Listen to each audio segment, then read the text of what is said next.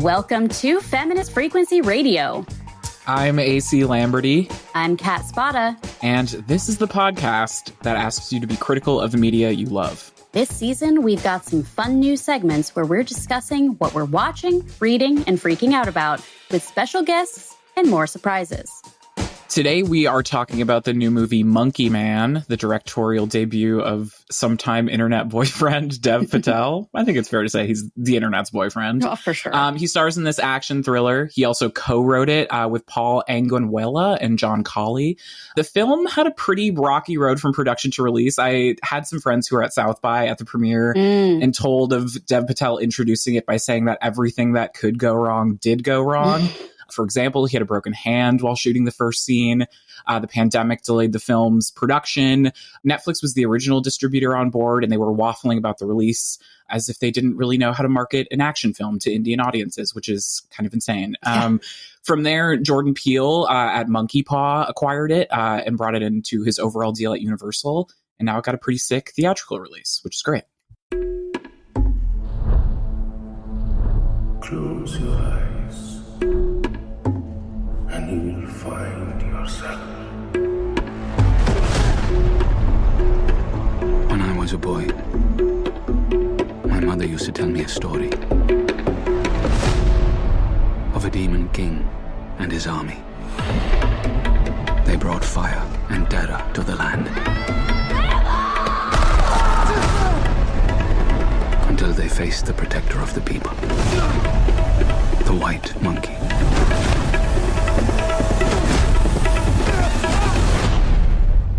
There you are. You are a beast. Patel plays an underground boxer who I think his character name is Kid, although at one point he introduces himself as Bobby. Yeah. Kid fights in a monkey mask inspired by the simian deity Hanuman. Memories of his mother, who used to read him stories about Hanuman, drive him to carry out a long game of revenge, starting with getting a job in the kitchen at an exclusive club where he can access the crooked police chief who frequents the brothel at the club. The corruption runs deep, and the hero seeks vengeance from the cops, the politicians, religious charlatans, sex traffickers, and more. From vials filled with bleach instead of cocaine to guns, knives, and a battalion of fighting hijras, this movie has a lot of weapons in its arsenal in the fight against displacement, discrimination, and caste oppression. Pito Bosch, Charlton Copley, and Vipin Sharma co-star. All right.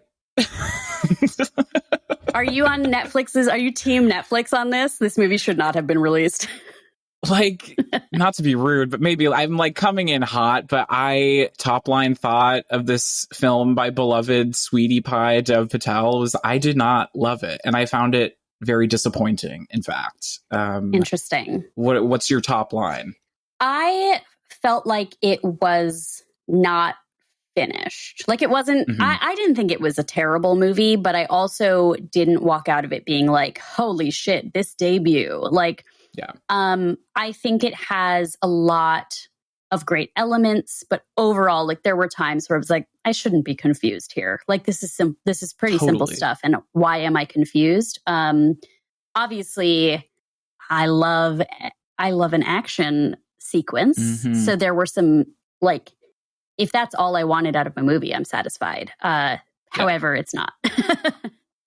I feel that. I liked a lot of it, but it just was so first feature disease to me. It felt like they did not get a lot of coverage on like truly technical filmmaking stuff. Like, oh man, they didn't have an insert of this thing, and it really impacted my viewing experience. But okay, I want to back up and start with Dev Patel as like a guy. Yeah. Because his recent work has been stuff that I love, like The Green Knight from 2021. Yes. Truly like got into my top 100 of all time. I love that movie. And I think he's so magnetic in it. And I also think he's amazing in The Personal History of David Copperfield, which I don't know why I watched that movie. I like didn't particularly enjoy it, but he is so effervescent and amazing in it. And I was really missing a likability from him in Monkey Man that I feel like I usually get. And that was tough for me. It's really interesting. First of all, I'm glad that you saw David Copperfield. I didn't. I just remember that because of the like awards cycle and how BAFTA is usually like 6 months before or after whenever something's eligible in the US for awards, that I was hearing about him in that role forever. Yeah. And I totally would watch it. It's the sort of movie I would be into. The Green Knight was spectacular, and he's spectacular in it. The thing that's interesting to me about Dev Patel, and I say this with an extremely outsider understanding of like the cultural fingerprint of like South Asian people who are British. And I don't even know if I'm like saying that if you know, I know that I'm going to be very clumsy in what I'm saying here. But what I know of Dev Patel like was very interesting to me is I watched Skins. I saw him in that as a very interesting character. And then it seemed like his superstar rise to fame was like playing an Indian character in a British movie where he speaks with a thick accent, or speaks with an accent that is not his natural accent, I should say. Like he's a Londoner, he's British. But as this like British people love him. He's the good Indian guy in this movie. And I hope that what I'm saying there is tracking what I'm trying to get at, because obviously Slumdog Millionaire was like a huge phenomenon. And I do love Danny Boyle. But then the like Best Exotic Marigold Hotel, like I'm not saying that those characters were thin, but it felt like, oh, this is kind of like shitty that this is the role he's getting after the Slumdog Millionaire like explosion. So I'm glad that finally he's getting a chance to like do the more interesting work with The Green Knight, and even this, like that he got this opportunity. And I even feel that way about Jordan Peele, honestly, who is the producer behind it. Like people who have, you know, been assigned a kind of tokenized part of the industry for a while. Like with Get Out, I feel like Jordan Peele became social commentary horror guy. Which like he's amazing at, but I think it's interesting to see these two people who have been like ascribed a certain position based on like their identity, kind of trying to break out of that. Like obviously I think Monkey Man is a response to that kind of treatment and the work that he's been doing as an actor, like his upbringing, obviously, but it didn't land for me in that way, which was the disappointing part, I think. Well, and I just want to like bring it to, I suppose the analogy that I think of is, and this is something that I feel like I can speak to a little bit without my foot in my mouth as much, is like being someone who's like Latin American, always playing the role of like stereotypical person from pick a country, Latin America, if you were born and raised in the US. Like that's the sort of thing that I feel like that stereotyping happens to actors a lot.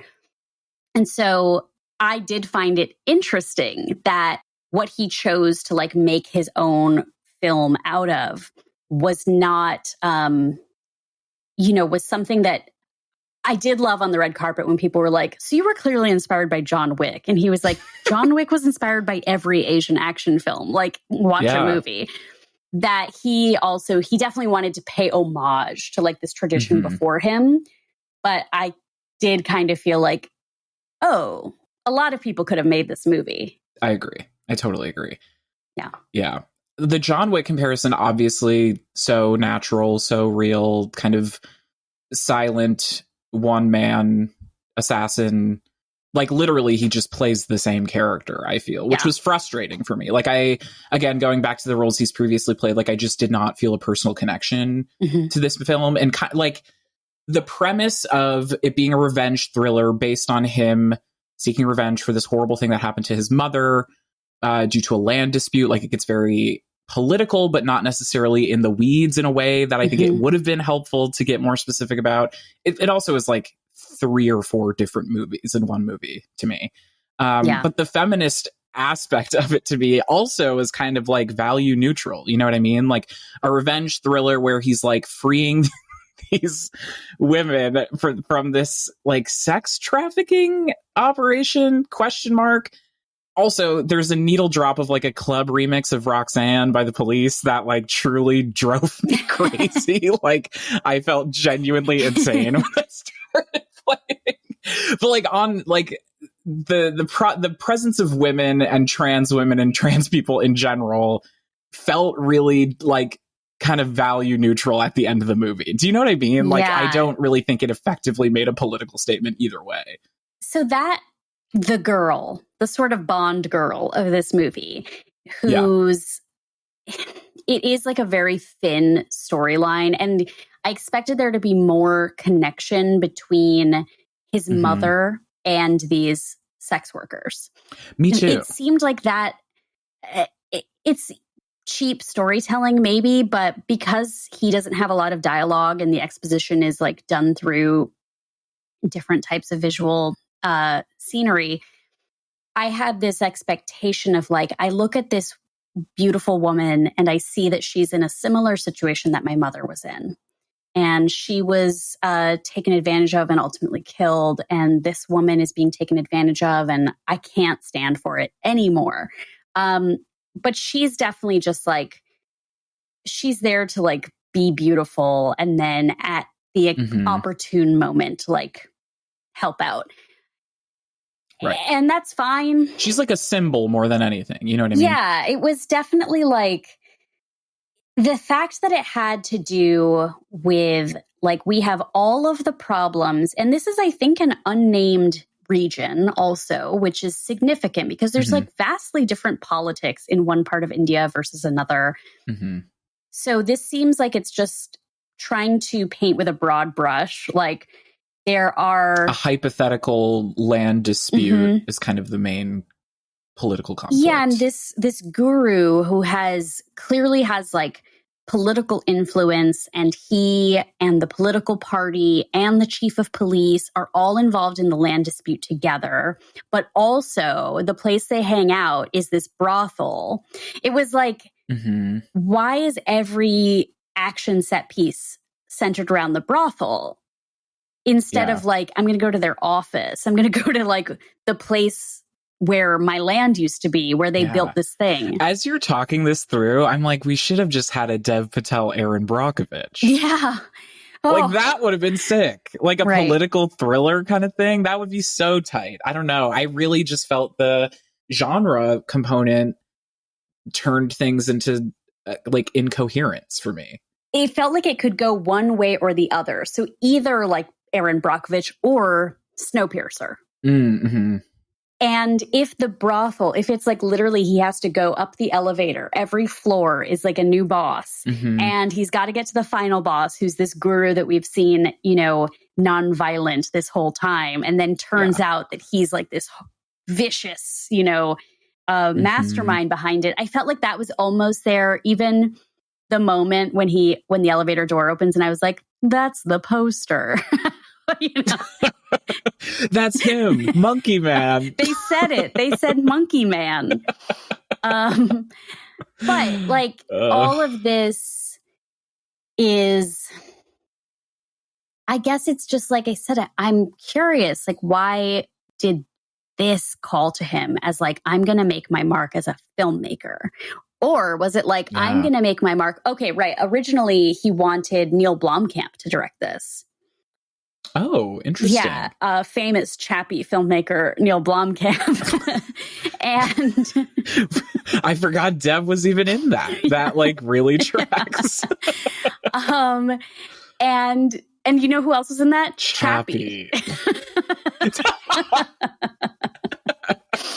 Has he worked since? No, he was canceled. Remember? He was in Megan. They reskinned him for Megan. But Neil was like, you should direct it yourself. So maybe that answers my question, that he was like, I want there to be a John Wick, like an Indian John Wick. And I want to be seen as this kind of action hero. But whether, like, what this says to me about what Dev Patel could be or wants to be as a filmmaker is like, I don't know, not much. Agreed. Completely agreed. Yeah, this is, again, kind of inside baseball, maybe a little granular, but just the visual style of this movie was incredibly frustrating to me. Speak on it. Like, allow me to go off. I'm just like, if you're having flashbacks, make them look even a little bit different than the present day action unfolding. Like, not that I was confused, but it just looked not good to me. And also the final fight is in this like, or not final, I guess second to last. It's like what looks like a kind of activation at Coachella with all these like huge acrylic like art pieces, and it's all like pink and bright green and blue. Yeah. I was like, what is this? Like, where are we truly? The visual component of it was very challenging for me. And that's where I feel the kind of first time feature like itchiness a bit. But yeah, and I agree. It's like it could have been kind of anyone's interpretation of an action scene. I will say though, some of those fight scenes fucking ruled. Like there were some gasp moments that really worked for me. I don't want to spoil, but man, there's some good ones. I want to speak on the flashbacks because that was interesting. And I wonder if that was something where it was like, well, if you know the story of Hanuman, this will be more resonant. I don't necessarily think it, I don't know. I feel like I got. As someone who wrote a paper on Hanuman in college, this movie was amazing. No, I was like, okay, yeah, it lays it out pretty effectively, I guess. There's no more expert than someone who wrote a paper on it in college. But like, I at first I thought, okay, well, we don't really know what happened, but there's a lot of flashbacks. There's a lot of flashbacks to the mom. And then by the time we get the full scene, I was like, we didn't need this. So it was that the timing, there was something in the edit there where I thought, you know, you could have given me a little bit more of this up top and withheld most of it. By the time we got the whole story, it was like, no, I do get that the chief of police killed your mom. Like, don't worry. Yes, it's well understood. I'm caught up. But at first, it was just kind of like, okay, I guess I'm supposed to know that he's not just looking for a job. I want to ask you about Dev Patel as action star. Like the Green Knight's very different. Obviously, it's a different type of action. It's a different type of acting. Hero. Dev Patel is, to me, very slight. Like he's so slender. And there are scenes where it's like, obviously he trained for this movie. Like he's not someone that I don't believe can be in a fight. And we've talked about Keanu Reeves as action star, which obviously the John Wick predecessor that we mentioned.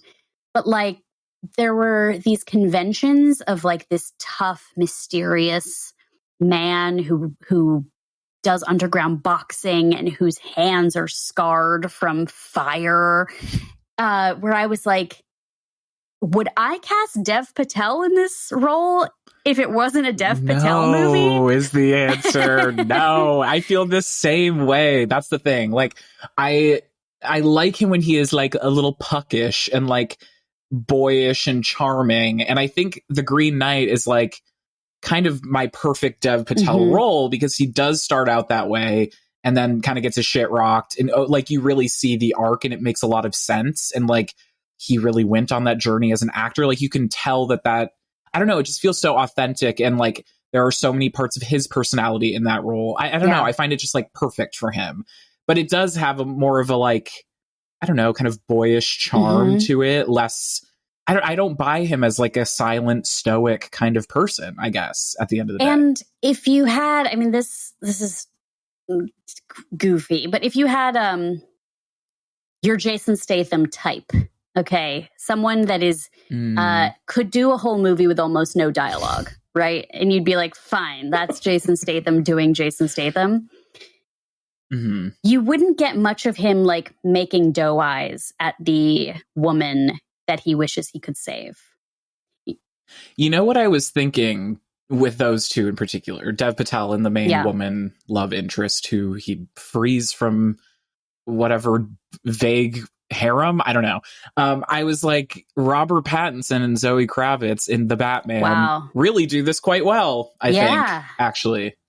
Because they are both very like, we're broken, silent, edgy superheroes. Gotham fucking sucks, like whatever. But like, and their connection is not warm, but I do still really buy it.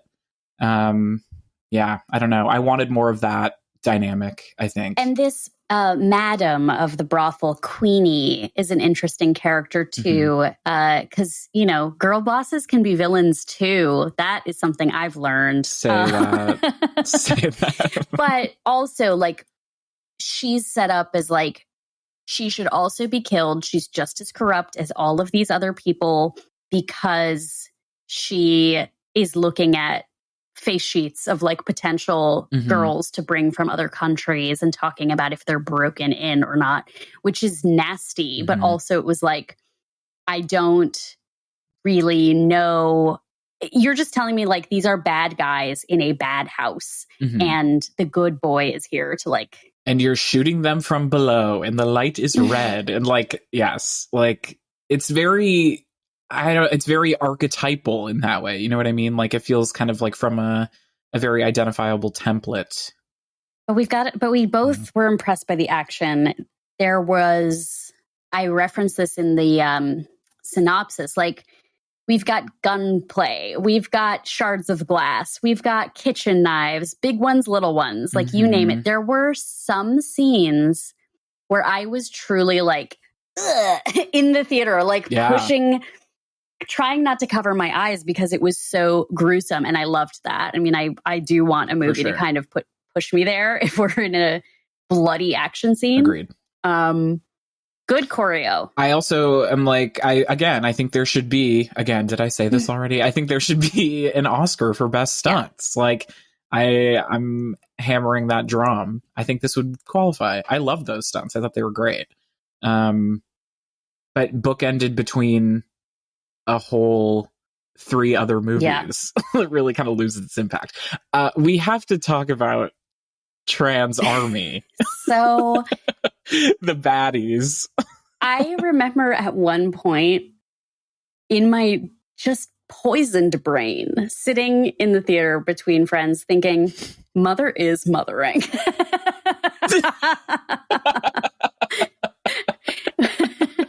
When Kid... The mother toilet is clogged at the temple. Period. When Kid is being mothered into being a tougher guy by these ladies. I was like, these girls were getting their fucking life when he was on set. Like, that must have been hilarious. Yeah. Like, truly must have been such a fun day. Vipin Sharma, who plays the sort of maternal figure of this, like, there's this quick news footage, mystical Hijra. Yeah, in referencing this displacement issue, there's a couple of comments on the news that are like, I don't even know if, I think they say like transgender community. They say transgender has been abused, or there was violence by the police, something along those lines. So when we end up in their home. And how do we end up there is the question. Good question. Dev Patel goes on this awesome like journey where he's like left the building and he's on the back of a tuk-tuk and he's, chasing through another brothel, like a low rent brothel, and also saved a little girl in that moment. Oh my God, that shot made me laugh out loud. Not gonna her screaming at the... He's stabbed. He's just gouged someone's eye out like he's Mark Wahlberg. He's got his handcuffs on, like he's so injured, and then he falls in the river, and the next thing we know, he's in the House of Trans. Sure. This whole movie, like the plot, the sequence of events, I would just at some point had to be like, okay, why not? I did like them. I thought the group of these like trans icons, they were fun. I thought it felt a little out of place, as did every kind of set piece to me. But I don't know. Again, felt pretty value neutral about it coming out. What did you think about a training montage that happens 2/3 of the way into the movie? Yeah, not a fan. Not a fan. I mean, I thought it was fun, and my friend and I who saw it turned to each other and were like, okay, they're getting us back in this part. Like, it's fun. There was a cute little drumming, kind of like a wax on, wax on, or wax off bit. But you're right. The pacing, I was like, I'm tired. Why is this coming in Act 3? Like, so wild. And the Hijra women in this place get to like watch Dev Patel like hit the heavy bag. That was cute. And they I liked that it was included too, that they were like, woo, like cheering for him.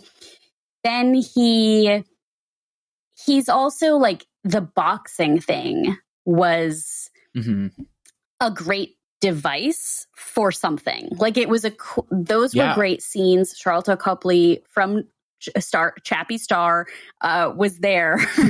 I don't know why I'm like obsessed with Chappie in this moment. We'll do a review. That'll be one of our retro features. Yeah.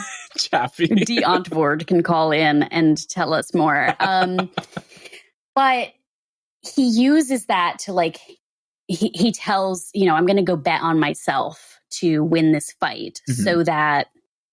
Oh, yeah. We didn't even talk about the boxing element. Like, he's an underground boxer, by the way. Like, that was something where, again, in the moment, I was like, I'm choosing not to care. But here we are diving in, is like, his face has been all over the news. His friend from the nightclub has been all over the news as like an accomplice. They're saying, please turn this man in. He goes to the underground boxing, bets on himself to win so he can give a bunch of money to the Hijras. And dirty boxing promoter whose only interest is money doesn't turn him in. Like, he knows that guy's Dev Patel. He knows the monkey man is Dev Patel. We've seen that. Yeah, a lot of things do not track, in particular with the underground boxing. Like, it's our way in, and I was like hopeful initially when that was the way in. I thought the opening sequence was really cool. I thought the style of it was like unique, and then it just becomes another like abandoned device, kind of. There's such a cool, or something that's supposed to tell us about him, but it doesn't really. Like, he wears this mask. I also liked that when he got punched, the monkey's nose bled, like his blood came out of the monkey's nose. And I was like, okay. Later on, he dunks it in bleach and it looks awesome. It looks so scary. He has this like, bleached monkey head. He wears it to walk through a Diwali parade. And then once he like gets to the bad boys, he like takes his mask off and throws it away. And I was like, oh. It's like, what the hell? Oh my God, talk about another dead end. Okay, the dog, he spends 25 minutes training, like, of this movie, training a dog throughout a montage. We don't know really how long, how much time has passed. He trains a dog basically to the end of having this dog then be able to retrieve him a gun at some point. And I thought the dog was going to come back at the end and it would be like, oh, this is my little buddy. Or like Slay, kind of John Wick. Fight someone for him. The dog just got him a gun. I mean, you've heard of Save the Cat. What if save the little puppy? Dog get gun. Anyway, so like, what do you think happens next for Dev Patel? Like, is he? Yeah. Because I just feel like this isn't the film of a serious filmmaker. This is the film of like a good action director. Like, if you saw this movie, it was just directed by a director, not an actor, he'd be getting work. I'd say that guy should be getting work. He should be, bring him onto a franchise, get him a paycheck, like let him keep working with great stunt producers, and coordinators and stuff. But if I'm saying like, what does Dev Patel have to say as a filmmaker? I don't know. Like, what do you put him on after this? I have no idea. And I said that to my friend on the way out. I was like, do you think he wants to make another movie as a director? Like, do you think this was a fun experience for him? And I was thinking about that. Just, I mean, there are so many set pieces. The production of it is fascinating to me, considering it was like, what, $8 million budget or something? Pretty low budget. It's crazy. It's so built out. Everything looks pretty bespoke. I wonder if they shot it not in the US. They shot it in Indonesia. Where it was cheaper to build. They shot it in Indonesia in like early 2021. Oh, wow. I don't know how. Oh, that's crazy. I didn't know the production was that far back. Yeah, and I mean, based on the South by kind of talk he gave, which is where it premiered, he was like, this was such a hard shoot. Like, I don't know. It's compelling. I would love to know more about the production, but I'm curious if he'll like even care about directing. I don't see him doing any TV directing. Yeah. I don't think that's something in his future. I don't even know if he has any major roles coming up besides this. I know there's always been the Dev Patel should be James Bond campaign. Yeah. Which, sure. But again, I still think even that would be a little miscast. There's just something so like lively about him in almost every other role that's interesting to me. And I just did not have that this time, which is a bummer. Okay, I've only seen one episode of it, but wouldn't he have made a good Tom Ripley? Oh, when you said lively, actually, yeah, that is what made me think, because I know people have been saying, and I'm into it. Like, I'm going to keep watching Ripley, but I haven't seen any of it, but I am intrigued. It's a very like subdued performance, and it's which is, I think, surprising. But the most surprising thing is how aged up it is. Like, considering that Andrew Scott's 50-ish, like that he's playing this character. I think you need. But he has the twinkle, he has like a spark behind that subdued. Exactly. Mischievous. Yeah, like a younger, if it was like a Dev Patel, I could see doing something menacing like that. He could be in the new Josh Hartnett role of Trapped. Did you see that trailer yet? Yes. Wild. Oh, also period piece. I feel like he should be in some kind of gorgeous Regency period. I don't know. Like, he's just so... I want to see him in like white collar roles. I don't know what that says about me, but like, I don't know. A political thriller, a period piece. Like, I don't know. I see that. I think he can do a lot of different things. And I'm curious, like, what those conversations were at Netflix when they were like, this is too American of a movie to market to Indian audiences. Like, Netflix has a massive base in India. Yeah. But is this not the type of movie that they produce or put out for that audience? That is so confounding to me. I mean, that is kind of the cool thing out of all of this. Like, I do think it's amazing that this got a theatrical run and made so much money against its budget too. Like, that's great. It's original, which I'm also always very excited about, to see something that's literally not based on any IP or any part of a franchise. Like, that's cool that it's such a big success there. And I think says a lot about Netflix kind of in their flop era, truly. Like, just not knowing what to do with the right stuff. I, in general, wanted to talk about British boys of the 2010s. Okay. Because Tom Hardy's MySpace era? Yes. But you reference the like internet boyfriend of him. And that, I feel like that was the big wave of that happening. He and Nicholas Hoult were on Skins together. Yes. Nicholas Hoult obviously had been a child performer before that, like a iconic child performance before that. But I just remember like the Daniel Kaluuya, Riz Ahmed, these like sweetie but so hot. But then because they're oh my god, British, Tumblr me is like losing my mind right now. Like that, I can see the GIF set. That was just an era of like, hey, you thought that the only boys Britain had to offer were like had their hands in their pockets and were like scrawny little. We're Alex Turner. Like, we've got hunks too. Like, that was kind of the feeling I got. Yeah, that was a good era, man. I do think Tom Hardy is kind of included in that at that time period when he was like being a little slut. Like, love that for him. I feel like Aaron Taylor Johnson's still waiting in the wings. Oh yeah. Oh yeah. Is he the missing man in the Fall Guy? Yes. Let's go. Yeah. Watch this space, listeners, by the way. It was just like a moment. And I think maybe part of it for me is like those were the years when I was working in development at film studios and what our like casting lists were. When we were like, who are we going to go out to for the lead? Whose agent do we want to get on our phones? And it was like all of these just it's like sensitive, but they will break someone's face if they need to. Yeah. And they've got an accent. Cuties.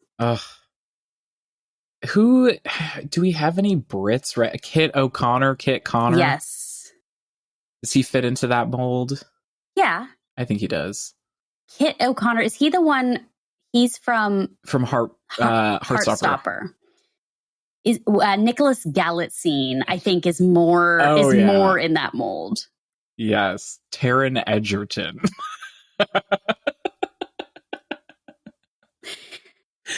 Maybe not. Taron Egerton. He's not well. I literally forgot he was British. He's such a great actor. You forget. For a second, I was like, doesn't count. Taron Egerton does fit in that mold. He's also petite. But petite. Does the name Jack O'Connell mean anything to you? Yeah, didn't I text you Who a is fuck, that? marry, kill involving one of them, involving a Jack O'Connell? Oh yeah, and I still don't know who he is, but he's British and kind of hot. Whatever. We could just go on hot Brits, Jack Reynertson. Oh yeah, hotbrits.org. The one from Midsommar. Yeah, but it's interesting to. I feel like Jordan Peele will work with all of these men at some point. Yeah. And I love Jordan Peele so much. I love him as a producer. I, again, love that this got a theatrical release. Good for him. I'm happy on the production side of things. I'm glad that this is doing well at the very least. It's good for creators of all kinds. That's true. I think all of that, especially when you mention it being original and not an IP, it's it already had 3 screenwriters, but it needed another pass with the screenwriter. And that probably would have solved most of the problems. If someone had just rearranged the structure of the plot a little bit, yes, then the first-time filmmaker cinematography stuff, you'd be like, well, he's a first-time filmmaker. But it was tight. Totally. Totally. Do you think there will be a Monkey Man 2? I pray not. Not because I hated it so much. It's fine, whatever. But we don't need a franchise, I don't think. I don't think there will be. I don't think he needs to spend a few more years on this. But I wouldn't be mad about a Monkey Man franchise that isn't him.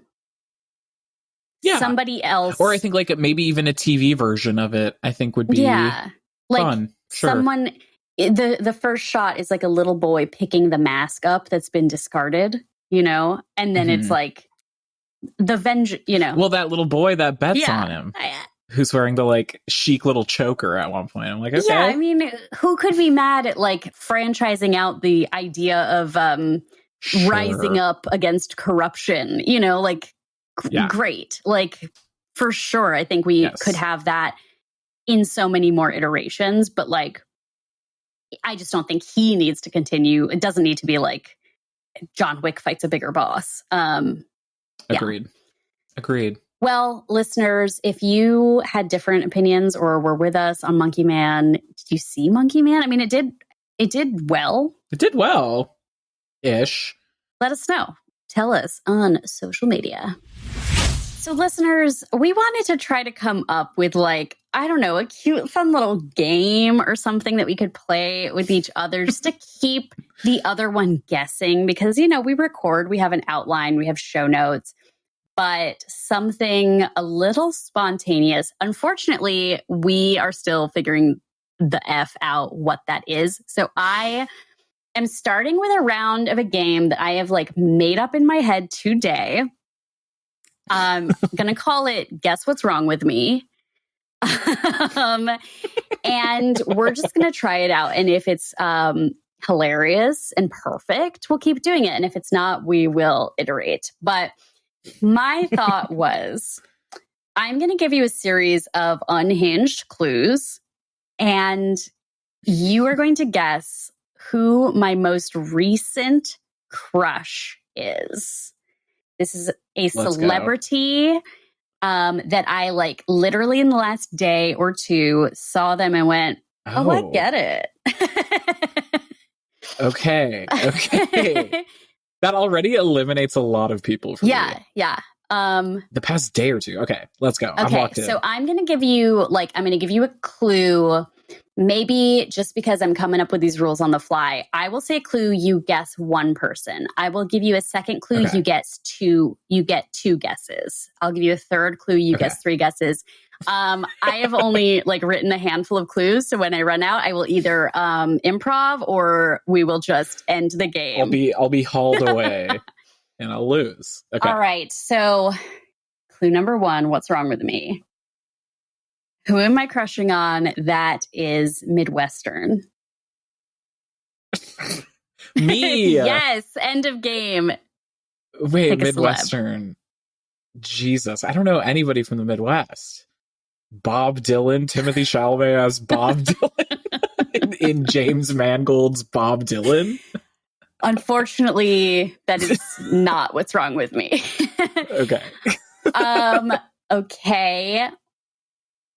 Okay, but see, here's where the problem is. You would now have to think of another Midwestern because the clues are about the same person.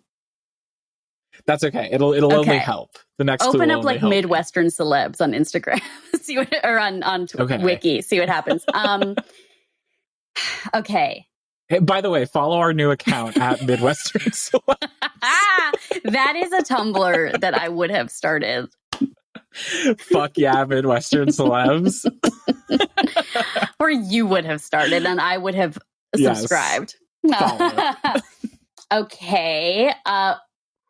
What am I what is wrong with me? Who am I crushing on that is Midwestern and bad for the climate? Bad for the climate. Okay. My head goes to Leonardo DiCaprio and his yachting, despite being an environmental advocate, but I don't think he's from the Midwest. Bad for the environment. Is this like a fun little play on words that you so like to do? It is not, but I will say Leonardo DiCaprio, I was very much in love with from 4th grade until 6th grade, but we broke up when The Beach came out. So from Romeo plus Juliet through Titanic, it was a love affair. But after that, unfortunately, it was over. Bad for the environment. I mean, the internet is telling me that Mark Ruffalo is from Kenosha. Shout out Kenosha. But he's good. He famously loves the environment. He made a movie about fracking.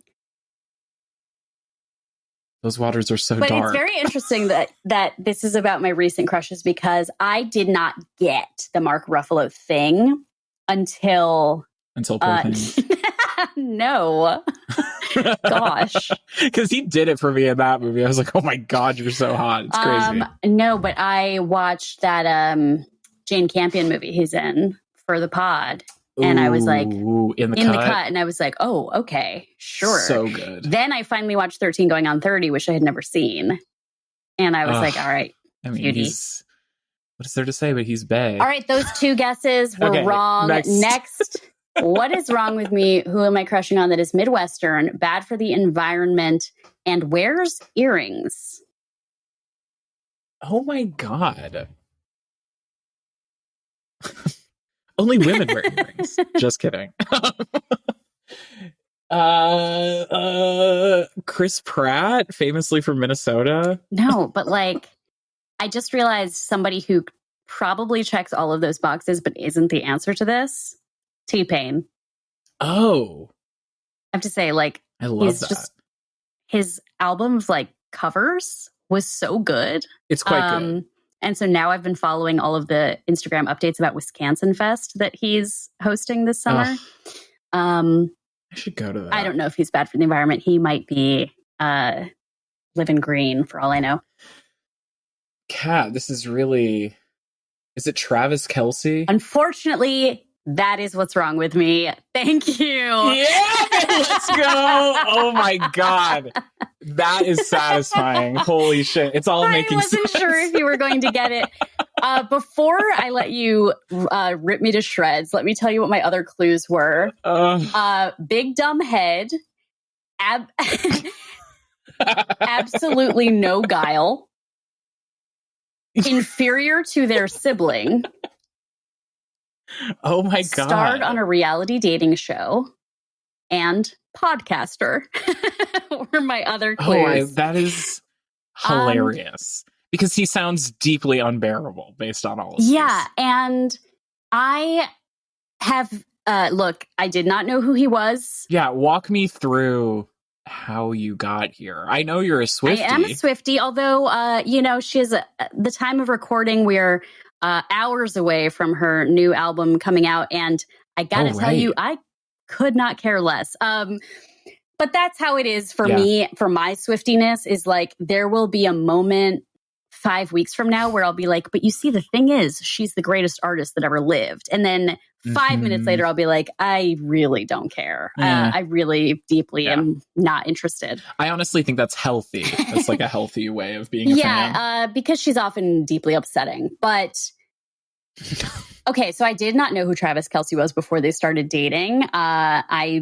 don't care about American football at all. It doesn't affect my life in any way. And when they started dating, everyone was like, yeah, but he won a bunch of Super Bowls. And I'm like, if you say so. He starred on a reality dating show. I don't watch a lot of dating shows, so I don't know him. And then I, saw who he was, saw they were dating. He was truly just a guy. And then TikTok keeps showing me clips of him and his brother on their podcast. And I was like, what a cutie. What a cutie. You're being charmed. I am being charmed. Like, he is literally just a big, I don't know, a big dodo. Like, there's something, I think, first of all, I did like a couple of times where he had like the most bare minimum men, even famous football players, should be responsible, like husbands and fathers, chiding of his brother. And I was like, oh, wow, like he really gets it. He really gets like the uneven distribution of labor in like gendered relationships. And then I saw him and Taylor at Coachella, and I was just like, oh yeah, if I was just walking down the street and I saw that guy, I'd be like so fucking horny. Yeah, he's hot and dumb in a grand tradition. Like, truly. I can't even roast you for this because I do think he's hot. I do want to leave you with a tweet from him from Easter, probably 5 years. All of his tweets being dredged up, not in like a problematic way, just in a he's so dumb. Look how he used Twitter when he was like 23. Happy Easter to all. # shout out to Jesus for taking one for the team. ... Haha. Yeah. It tracks for me. In that I would never want to be. I don't know. I just feel like, okay, every once in a while somebody's like, "You're attracted to Channing Tatum." And I say, no, I am not. That's the thing. I love Channing Tatum. I just think he's neat. Yes. He's a gentleman. Okay. What am I going to do? Not like him? I just think he's neat. I don't want to date him. I don't have a fantasy about him, even as Magic Mike. I love Magic Mike. I'm not like, wow, that guy really checks my boxes, you know? I just think he's neat. I think he's happy to be here. Travis Kelce is like kind of that exact same thing. I just think he's neat, except also I do think he's hot.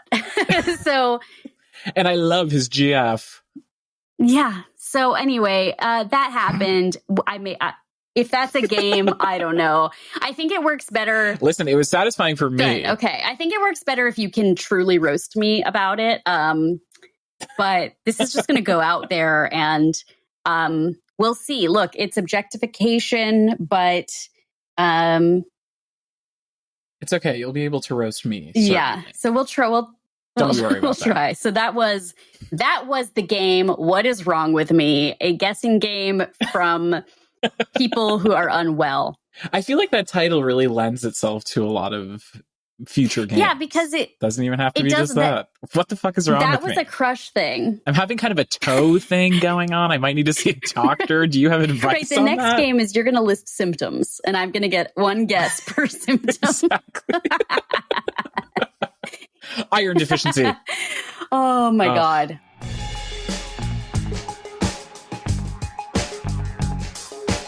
That's our show for today. I'm Kat Spada, and you can find me at cat_ex_machina on Twitter or at catxmachina, no underscores on Letterboxd. I'm A.C. Lamberty. You can find me at A.C. Lamberty on Letterboxd and Instagram. Feminist Frequency Radio is hosted and produced by us and edited by Rob Pera.